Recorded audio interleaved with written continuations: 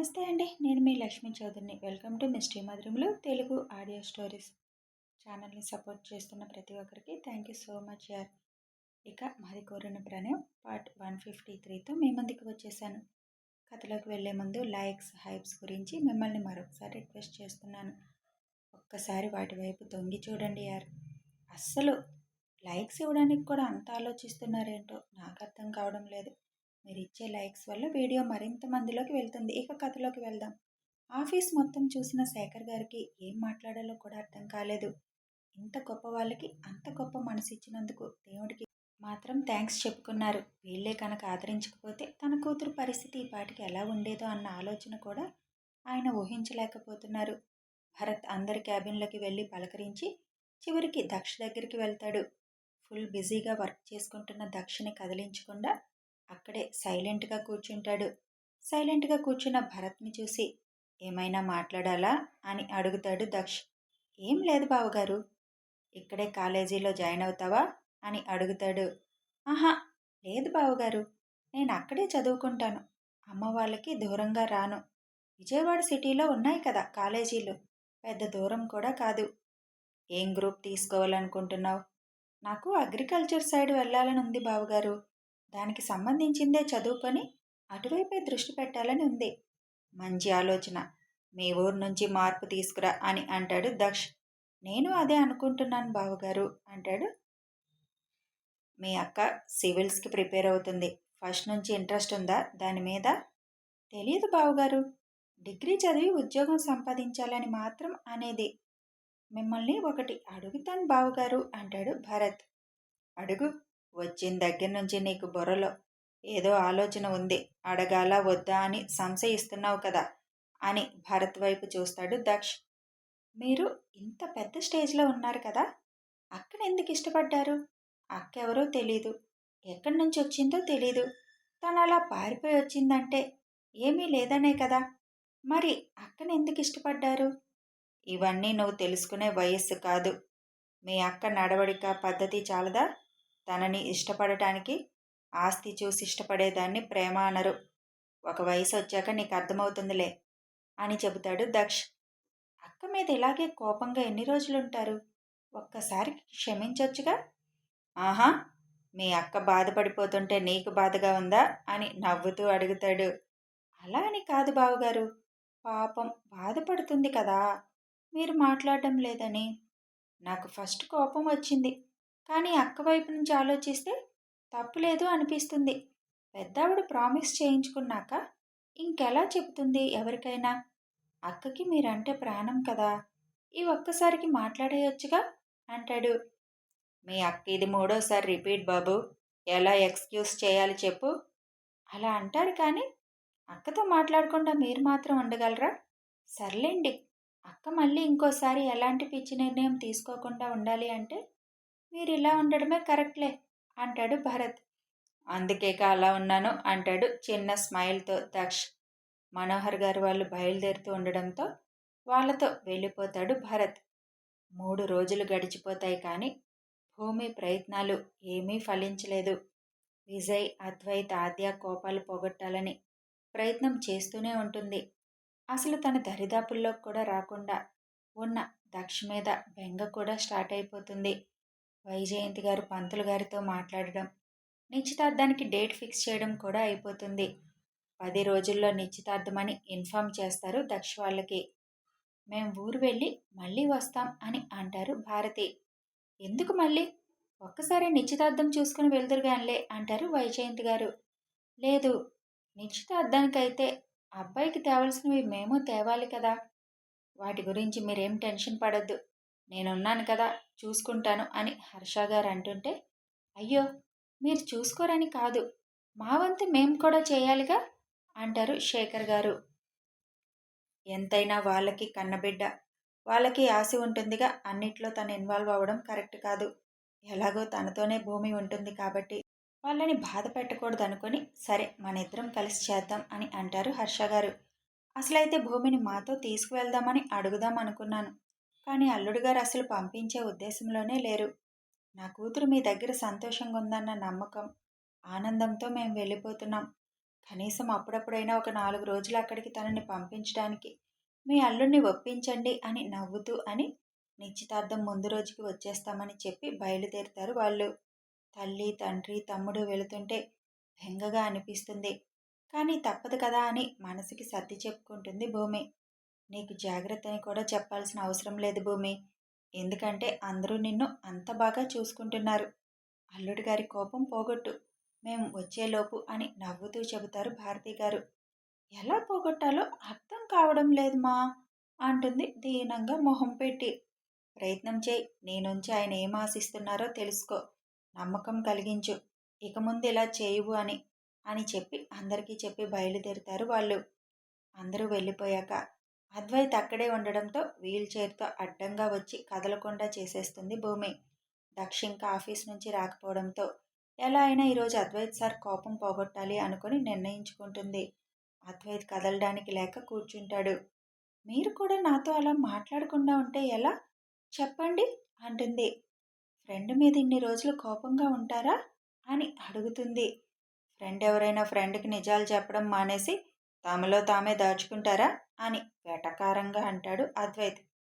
అంతా విని కూడా మీరు అలా మాట్లాడితే ఎలా? మరి ఇంకెలా మాట్లాడాలో చెప్పండి. నీలాగానే మనసులోనే దాచేసుకోవాలా? ఒక వదినగా ఆర్డర్ వేస్తున్నా. మీరు నాతో మాట్లాడాలి అని అంటుంది. వదిన మరిదిని పట్టుకొని మీరు సారు అనదు అని అంటాడు దీర్ఘం తీస్తూ. అద్వైత్ చేతులు పట్టుకొని నా బుజ్జి మరిది కదా, ప్లీజ్ కోపాన్ని వదలవా, ఇంకెప్పుడు ఇలా చేయను. బుజ్జి మరిది అనేసరికి నవ్వు వస్తుంది కానీ నవ్వుని పెదాల చాటున దాచేస్తాడు. ప్లీజ్ మరిది గారు, కొంచెం ఈ వదినని కరుణించండి అంటుంది. నువ్వు మారవ్ అంటూ చేతులు విడిపించుకొని లేవబోతుంటే, ఓయ్ అద్వైత్, ఫ్యూచర్లో నీకు నా అవసరాలు చాలా ఉంటాయి, అది గుర్తుపెట్టుకో అంటుంది చిరుకోపంగా. అబ్బో, భూమిక దక్షత్ గారు బ్లాక్మెయిల్ కూడా చేస్తున్నారే అని అంటాడు సాగదీస్తూ. బ్లాక్మెయిల్ కాదు, నిజాలు చెప్తున్నా. మన ఇద్దరం వదిన మరదల కంటే ముందు ఫ్రెండ్స్. ఫ్రెండ్స్ మధ్య చిన్న చిన్న తప్పులు జరిగిపోతాయి, క్షమించుకోవాలి వెంటనే. అన్ని రోజులు క్యారీ చేయకూడదు తెలుసా? నువ్వు నాకు నిజంగా ఫ్రెండ్ అయితే నన్ను ఈ పాటికి క్షమించేసేవాడివి. ఫ్రెండ్స్ మధ్య కోపాలు అలకలు ఉండకూడదు తెలుసా? ఉంటే అది నిజమైన ఫ్రెండ్షిప్ కాదు. ఫ్రెండ్ తప్పు చేస్తే మందలించాలి, అంతేకాని ఇలా మాట్లాడకుండా కూర్చోరు. నాకున్న బెస్ట్ ఫ్రెండ్స్ ముగ్గురు కూడా నాకు రిలేటివ్స్ అయిపోయారు. అందుకే ఇలా బతిమిలాడించుకుంటున్నారు కదా. అదే ఈ రిలేషన్ లేకపోతే ఈ పాటికి నాతో మాట్లాడేవాళ్ళు కదా. ప్లీజ్, ఫస్ట్ నాకు బెస్ట్ ఫ్రెండ్ అయింది నువ్వే. మన రిలేషన్ ఎయిర్పోర్ట్లో స్టార్ట్ అయింది. చూసావా, మీరు సారు అనడం లేదు. ఇక నుంచి మీ అన్నయ్యకి కూడా చెప్పని విషయాలు నీకు చెప్తానులే అని నవ్వుతూ అనగానే, నమ్మేస్తాంలే అంటాడు అద్వైత్. నేను ప్రామిస్ చేసినా ఎవరూ నమ్మే స్థితిలో లేరుగా. కానీ మన ఫ్రెండ్షిప్ మీద కొట్టేసి చెప్తున్నా. ఇంకెప్పుడు ఏది దాయను. ఒక ఫ్రెండ్గా నీతో అన్నీ షేర్ చేసుకుంటా. Please forgive me. సర్లే అంటాడు అద్వైత్. ఫ్రెండ్స్ అని చేయి ముందుకు చాపుతుంది. అప్పుడే లోపలికి వస్తాడు దక్ష్. దక్ష్ వైపు చూసి చిన్న స్మైల్తో చూసారా అన్నట్లుగా కళ్ళతోనే సైగ చేసి అద్వైత్ వైపు తిరిగి ఫ్రెండ్స్ అంటుంది మళ్ళీ.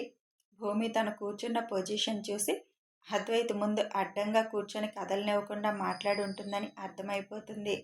తను చేసిన సైగలకి నవ్వొస్తున్నా నవ్వుని ఆపుకొని పైకి వెళ్ళబోతుంటే, చూసావా అన్నయ్య, అద్దు అన్నయ్య కూడా క్షమించేస్తున్నాడు అప్పుడే అంటుంది ఆద్య చిన్నగా. ఆ వంతున అడ్డంగా కూర్చొని అమాయకంగా మొహం పెట్టి ముద్దు ముద్దుగా మాటలు చెప్తే ఎవరు మాత్రం ఏం చేయగలరు చెప్పు. వాడందులో ముందు నుంచి ఫ్రెండ్, ఏం చేయగలడు అని అంటాడు దక్ష్. అద్వైత్ భూమి వైపు చూసి, మేమెప్పుడు నిన్ను మా ఫ్రెండ్ లాగా మా ఇంట్లో మనిషిలాగే చూసాం. నువ్వే మమ్మల్ని దూరం పెడుతూ వస్తున్నావు. ఇప్పుడు కొత్తగా నేను ఫ్రెండ్ అని నీకు చేయగలపాల్సిన అవసరం లేదు. ఎప్పుడో ఫ్రెండ్ లాగా మారిపోయాను. ఇప్పుడు ఎక్స్క్యూజ్ చేశాను అంతే, కానీ నాకు పూర్తిగా నీ మీద నమ్మకం రావాలి. ఒక ఫ్రెండ్గా నిన్ను ఎక్స్క్యూజ్ చేశాను, కానీ ఒక మరిదిగా చేయలేదు. అదేంటి మళ్ళీ అంటుంది మొహం ముడిచేసి. ఫ్రెండ్స్ మధ్య అలకలు ఉండకూడదు, అందుకే ఫ్రెండ్గా ఎక్స్క్యూజ్ చేసేసా. కానీ మరిదిగా మాత్రం నేను నిన్ను పూర్తిగా ఎక్స్క్యూజ్ చేయాలి అంటే మా అన్నయ్య కోపం కూడా పోవాలి. అందులో ఇద్దరం కలిసి పుట్టామమ్మా. ఈ విషయంలో నేను మా అన్నయ్య పార్టీనే. ఎందుకంటే నా కళ్ళతో నేను పక్క నుండి చూశాను వాడు పడ్డ బాధ, భయం. కాబట్టి వాడి కోపం పూర్తిగా పోయిన రోజున పూర్తిగా ఇంతకు ముందులాగా మన ఇద్దరం ఎలా ఉన్నామో అలా ఉంటాం. అప్పటి వరకు మాట్లాడతానులే ఫ్రెండ్గా అని అంటాడు. ఇలాంటి తిరకాసులు పెట్టకూడదు తెలుసా? ఫ్రెండ్గా మాట్లాడతానన్నానుగా. మీ అన్నయ్య కోపాన్ని పోగొట్టడానికి నాకు హెల్ప్ చేయాలి. ఆ ఒక్కటి మాత్రం అడక్కు. భార్యాభర్తల విషయంలో అస్సలు దూరకూడదు. కనీసం నన్ను పైనన్నా తగలేస్తారా అని అడుగుతుంది. అప్పటికే దక్ష్ స్టెప్స్ ఎక్కి నవ్వుకుంటూ పైకి వెళ్ళిపోతుంటే, తగలెయ్యాలా? కిరోసిన్తోనా పెట్రోల్తోనా? కానీ మాకు కాపాడమే వచ్చు, తగలేయడం రాదే అంటాడు అద్వైత్ నవ్వుతూ. జోకా? నవ్వు రాలేదు అంటుంది మూతి బిగబట్టి. ఫ్రెండ్స్ కదా, అందుకే జోక్ చేస్తున్నానులే అని అంటాడు అద్వైత్. వాళ్ళిద్దరి మాటలు వింటూ అక్కడ కూర్చున్న అందరూ నవ్వుతుంటారు. అద్వైత్ సార్ అని అనేసరికి, అందుకే నేను నమ్మను అనేది అని వెంటనే అంటాడు. 6 ఏళ్ల నుంచి పిలుస్తున్న పిలుపు నోట్లో నుంచి టక్కున వస్తుంది. అది కూడా ఏదో తప్పులాగే చూస్తున్నారు. నేను తుమ్మినా తగ్గినా ఇప్పుడు తప్పుగానే ఉంది. నా టైం అలా నడుస్తుందిలే. నాకు కూడా ఒక టైం వస్తుంది. అప్పుడు చెప్తాను మీ పని అంటుంది భూమి చిరుకోపంగా. మనసులో మన అని వచ్చేస్తే పిలుపు మారిపోతుంది అని అద్వైత్ సీరియస్గా అనేసరికి, ఓకే బాబు, అద్దు, నన్ను పైకి తీసుకువెళ్ళవా మీ అన్నయ్య దగ్గరికి, ప్లీజ్ ప్లీజ్ అని అడుగుతుంది. నేను ఎత్తుకొని ఎలా తీసుకెళ్తా, నువ్వు నాకు వదినవు కదా అంటాడు నవ్వుతూ. ఎత్తుకొని అక్కర్లేదు, పట్టుకొని తీసుకెళ్ళు. ఒక కాలుతో మేనేజ్ చేస్తాను. అయినా రెండో కాలు కూడా కొంచెం పర్వాలేదు, చిన్నగా అడుగులు వేయగలను, నొప్పి లేదు అని అంటుంది. కాలు కింద పెడితే మాత్రం ఊరుకొని భూమి. నొప్పి లేకపోవడానికి కారణం మెడిసిన్ వల్ల. కానీ అడుగులు వేయడానికి అప్పుడే అవదు నీకు. మినిమం 1 నెల రోజులు ఆ కాలు కదపడానికి లేదు. పైన గాయం మానినా లోపల నరాలంతా తొందరగా సెట్ అవ్వవు అని అంటారు హర్ష గారు. 1 నెల రోజులా అని ఏడుపు మొహంతో అడుగుతుంది. 1 నెల రోజులే అంటారు హర్ష గారు. మరి అత్తయ్య నిశ్చితార్థం పెట్టారు 10 రోజుల్లో, ఇలా వీల్ చైర్లో కూర్చొని ఫంక్షన్ చేసుకోవాలా అంటుంది. నిశ్చితార్థం మరీ గ్రాండ్గా ఏం చేయడం లేదుగా, ఇంపార్టెంట్ అయిన వాళ్ళ మధ్యనేగా, పర్వాలేదులే కాలు బాలేదు, అందుకే అలా వీల్ చైర్లో కూర్చుందని చెప్పేస్తాం అంటారు వైజయంతి గారు. చాలా చండాలంగా ఉంటుంది, వద్దు అంటుంది భూమి. అయితే మీ ఆయన తన ఒడిలో కూర్చోబెట్టుకుంటాళ్లే అని అంటారు స్రవంతి గారు. ప్రస్తుతం అంత అదృష్టం లేదు అంటుంది కళ్ళు తిప్పేస్తూ. ప్లీజ్ నన్ను పైకి తీసుకువెళ్ళరా? ఇప్పుడు నేను తీసుకువెళ్ళాననుకో, మా అన్న నా మీద ఉగ్ర రూపం దాలుస్తాడు. అవసరమా చెప్పు? మీ ఇద్దరి మధ్యలోకి మేము దూరాలనుకోవడం లేదు అస్సలు. ఫ్రెండ్గా ఒక ఐడియా చెప్తాను. ఎప్పుడు సారీ సారీ అని చెప్తే కాదు, కొత్తగా ఆలోచించు. మా అన్నయ్య కోపాన్ని ఎలా పోగొట్టాలని. ముఖ్యంగా అది కోపం కాదు, బాధ. ఆ బాధ ఎలా పోగొట్టాలని ఆలోచించు. నమ్మకం కలిగేలా ఏదైనా చెప్పు. అంతేకాని ఎక్స్క్యూజ్ చేయండి, సారీ, ఫర్గివ్ మీ అని అనకూడదు. ఆల్రెడీ నిన్ను ఎక్స్క్యూజ్ చేశాడు, క్షమించాడు కాబట్టే నువ్వు ఇక్కడున్నావు, లేకపోతే విజయవాడలో ఉండేదానివి అని అంటాడు అద్వైత్. నేను ఆయనకి దగ్గరలోకి వెళ్తేనే కదా ఆయనతో నేనేమైనా మాట్లాడగలను. అసలు కనీసం నా వైపు చూడడం లేదు కూడా.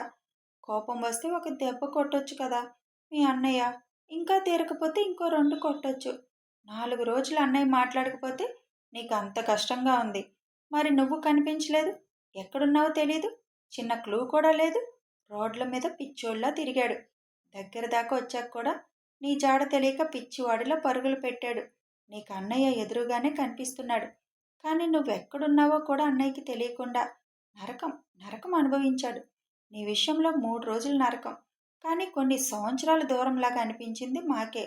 అప్పుడు ఇక నీ మీద ప్రాణాలు పెట్టుకున్న తనకు ఎలా ఉంటుంది? కొన్ని 100 సార్లు నీకు చెప్పుంటాడు కదా, ఏ విషయమైనా నాతో చెప్పు, నీలో నువ్వు దాచుకోవద్దు, ఏదైనా సరే అని. నానమ్మ వచ్చి నీతో మాట్లాడగానే వెంటనే అన్నయ్యకి నువ్వు ఫోన్ చేసి విషయం చెప్పాల్సింది. ఇన్ని రోజులు అన్నయ్యని చూసావు కదా, అన్నిటికీ తొందరపడి గొడవలు పెట్టుకునే రకంలా నీకు కనిపించాడా? నీకోసం వచ్చే వాళ్ళని ఒక్కొక్కరిని ఎంత సైలెంట్గా మాయం చేశాడు. డెఫినెట్గా ఆ ప్రాజెక్ట్ వదులుకునేవాడు కాదు, ఎందుకంటే అది తన డ్రీమ్. దాన్ని వేరేగా డీల్ చేసేవాడు. మీరు అలా అంటున్నారు, కానీ అలా చేయబట్టే కదా ఆ దరిద్రుడు చచ్చాడు, మనకున్న టెన్షన్లన్నీ తీరిపోయాయి అని అంటుంది భూమి. అబ్బా, ఏమి చెప్పితిరి, ఏమి చెప్పితిరి, ఎలా కనిపిస్తున్నాడు మా అన్నయ్య నీకు? స్వీడన్ నుంచి రాగానే డైరెక్ట్గా నిన్ను వాళ్ళకి ఎరవేయాలి, నీ ద్వారా వాళ్ళ దగ్గరికి చేరాలి అని ప్లానింగ్ కూడా వేసేసుకున్నాడు. జీవితాంతం నిన్ను దాస్తూ వాళ్ళతో సైలెంట్గా యుద్ధం చేస్తూ ఉంటాడనుకున్నావా? ఏం ఆలోచిస్తున్నావు తల్లి? నువ్వు వెళ్ళినా వెళ్ళకపోయినా వాడిని పట్టుకునేవాడు. అవునా? అంత మాట్లాడుతుంది కానీ మెట్లు వైపే చూస్తూ ఉంటుంది దక్ష్ దిగుతాడేమోనని. కానీ దక్ష కావాలనే కిందకి దిగడు. విజయ్ అన్నయ్య రాలేదేంటి ఇక్కడికి అని అడుగుతుంది భూమి. వస్తే నన్ను బ్లాక్ చేసినట్టే వాడిని చేస్తావని గుమ్మం దాకా వచ్చినవాడు సైలెంట్గా వెళ్ళిపోయాడు మళ్ళీ. నేనే దొరికిపోయా నీకు. పెదనాన్న ప్లీజ్, అన్నయ్యతో మీరు చెప్పరా? నేను అస్సలు ఇన్వాల్వ్ అవను ఈ విషయంలో. అందరూ పగపట్టేశారు కదా నా మీద. కోర్టులో ఉరిశిక్ష పడ్డ ముద్దాయికి కూడా అవకాశం ఇస్తారు, మీరు మాత్రం నాకు ఇవ్వడం లేదు అంటుండగానే పైనుంచి దిగుతున్న దక్ష చెవిలో ఆ మాటలు పడతాయి. దక్ష కిందకి రాగానే, అవును నాన్న, నిన్ను 3 రోజుల నుంచి అడుగుదామనుకుంటున్నాం. భూమి కోసం వచ్చిన వాళ్ళందరినీ ఎక్కడో బంధించానన్నావు కదా, వాళ్ళ విషయం ఏంటి మరి? వదిలేసావా వాళ్ళని? ఒకవేళ వదిలి ఉంటే ఈ టీవీలో వచ్చిన న్యూస్ అది అంతా విని వైజాగ్లోనే మమ్మల్ని బంధించారని వాళ్ళెవరికైనా చెప్తే నువ్వు అనుకుంటున్న వాళ్ళకి ఆచూకీ తెలిసే అవకాశం ఉంటుందిగా అని అడుగుతారు మనోహర్ గారు. వాళ్ళకంత సీన్ లేదులే నాన్న, బతికి బయటపడ్డామనే ఆనందం ఉంటుంది. అంతేకాకుండా వాళ్ళు ఎవరనేది వాళ్ళకి తెలీదు, వీళ్ళెవరనేది వాళ్ళకి తెలీదు. వాడన్నీ థర్డ్ పార్టీ ద్వారానే డీల్ చేశాడు అంటే ఇంకెవరైనా వస్తారా? మళ్ళీ వాడి తరపున ఎవరైనా ఉన్నారా అని అడుగుతారు వైజయంతి గారు. మా, నువ్వు టెన్షన్ పడకు. ఇంటర్నేషనల్ లెవెల్లో బిజినెస్ చేస్తున్నారు ఆశ్రమం నుండి. అది మొత్తం ఒకరి వల్ల అవుతుందా? ఇకపోతే ఆశ్రమంలో ఇప్పటి వరకు బాబాగా నటించిన వాడు ఆశ్రమంలో వచ్చిన వాళ్ళని హిప్నటైజ్ చేయడం, వాళ్ళ సమస్యలు తెలుసుకోవడం, దానికి తగ్గట్టు నడుచుకోవడం, ఇది మాత్రమే వాడికి తెలిసిన విద్య. బయట విషయాలు వాడికి తెలియదు. ఇక డాక్టర్ ఎంతసేపు వాడి అమరత్వం గురించే వాడి ఆలోచన. అలా అని వాడిని తక్కువ అంచనా వేయలేంలే. వాడు డాక్టర్ ముసుగులో ఇవన్నీ చేయలేడు కదా, వేరే ముసుగులో ఇవన్నీ చేయడం మొదలుపెట్టాడు. కానీ వాడి ఒక్కడి వల్ల అయ్యే పని కాదుగా, దానికి మొత్తం పెద్ద దందానే ఉంటుంది. ఒక విధంగా చెప్పాలంటే మాఫియా అని ఎలా అంటారు, ఇది కూడా అంతే. పేరుకి ఆశ్రమం, కానీ చేసింది మాఫియా బిజినెస్. ఆశ్రమం పేరుతో చేస్తే జనాల్ని ఎక్కువగా ఆకర్షించుకోవచ్చు, డబ్బులు గుంజొచ్చు, ఆ జనాల్ని మోసం చేసి వాళ్ళని ఉపయోగించుకోవచ్చు, ఎవరికి అనుమానం రాకుండా బిజినెస్లు చేసుకోవచ్చు. చాలా తెలివిగా ఆలోచించాడు. ఇది ఒక ఇండియా లింక్ కాదు, ఇంటర్నేషనల్ లింక్ ఉంది. ఆశ్రమంలో దొరికిన లిస్టు కేవలం సొరచేపలు మాత్రమే. తిమింగలాలు చాలా ఉన్నాయి, అవి ఇంకా బయటికి రాలేదు, దొరికే అవకాశాలు కూడా లేవు. ఇప్పుడు ఆ తిమింగలాలకి ఒక్కసారిగా వాళ్ళ వ్యాపారం పడిపోయింది కదా, డెఫినెట్గా ఇదంతా చేసిన వాడు ఎవడు అని వెతుకులాట మొదలు పెడతారు. నా వరకు వాళ్ళు రావాలంటే కొంచెం కష్టమే, కానీ వాళ్ళు పోతే పోయిందిలే అని వదులుకోవడానికి ఏమీ తక్కువలో నష్టం రాలేదుగా, కాబట్టి కోపాలు తాపాలు ఉంటాయి. రానివ్వు, వస్తేనే కదా పెద్ద తిమింగలాలు కూడా బయటపడేది. అంటే వాళ్ళెవరో మనకి తెలియదు కదా నాన్న, మళ్ళీ ప్రమాదమే కదా. అంత ఈజీ కాదు మన వరకు వాళ్ళు రావడానికి. ఒకవేళ వచ్చినా వాళ్ళు పీకేది ఏం లేదులే వైజయంతి, నువ్వు భయపడాల్సిన అవసరం లేదు అంటారు మనోహర్ గారు. నా భయం మన గురించి కాదండి, ఇదిగో మళ్ళీ ఈ త్యాగజీవి గురించి అని భూమిని చూపిస్తూ అంటారు వైజయంతి గారు. అత్తయ్య ప్లీజ్, ఇంకెప్పుడు నేను ఏ త్యాగాలు ఎవరి కోసం చేయను. నా వాళ్ళ ప్రాణాలను కాపాడుకోవడానికి మాత్రం నేను ఏదైనా చేయడానికి వెనకాడను. అలా అని నేను చేసే పని చెప్పకుండా దాయను అని ఖచ్చితంగా చెబుతున్న భూమిని చూసి, నువ్వేం చేయాల్సిన అవసరం లేదు, నీ వరకు ఏదైనా వస్తే విషయం నా కొడుక్కి చెప్పు చాలు, వాడు చూసుకుంటాడు అని అంటారు వైజయంతి గారు. మీ కొడుకు నాతో మాట్లాడితే కదా నేను మీ కొడుక్కి ఏమైనా చెప్పగలిగేది. నా మాట వింటే కదా నేను చెప్పేది. 3 రోజుల నుంచి నేను చెప్పాలనుకుంటున్నాను, కానీ వింటున్నారా మీ కొడుకు అని అంటుంది దీర్ఘం తీస్తూ. అది నువ్వు చెప్పుకునే విధానాన్ని బట్టి ఉంటుంది. మీకు ఎక్స్పీరియన్స్ కదా. మామయ్య గారి కోపాలు మీరు ఎలా పోగొట్టేవాళ్ళో చెప్పండి, ట్రై చేస్తా అని అడుగుతుంది. మేము నీలాగా చేసి వాళ్ళకి కోపాలు తెప్పించలేదు. చిన్న చిన్న అలకలు కోపాలుంటే అవి పోగొట్టడం కష్టం కాదులే. అయినా ఈ కాలంలో పిల్లలకి మేము సలహాలు ఇచ్చేవాళ్ళమా అని అప్పుడే విజయ్ రావడంతో, పదండి భోజనాలు చేద్దామని అనడంతో అందరూ డైనింగ్ హాల్ వైపు వెళ్తారు. ఇదిగోండి మరిది గారు, కనీసం డైనింగ్ టేబుల్ దగ్గర మీ అన్న పక్కన కూర్చునే అవకాశం ఇస్తారా? ప్లీజ్ ఫ్రెండ్గా హెల్ప్ చేయండి. ఏదో నా రాక్షస ప్రయత్నం నేను చేసుకుంటా అంటుంది చిన్నగా. సర్లే అని అంటాడు అద్వైత్. కథ కొనసాగుతుంది. మరి రాక్షస ప్రయత్నం ఏం చేయబోతుంది? దక్ష కోపాన్ని పోగొడుతుందా తెలియాలంటే కథని ఫాలో అయిపోండి. ఫాలో అవ్వాలంటే సబ్స్క్రైబ్ చేసుకోవాలి ఛానల్ని. అలాగే ఒక లైక్ చేయండి, షేర్ చేయండి, కామెంట్స్ చేయండి. Thanks for watching.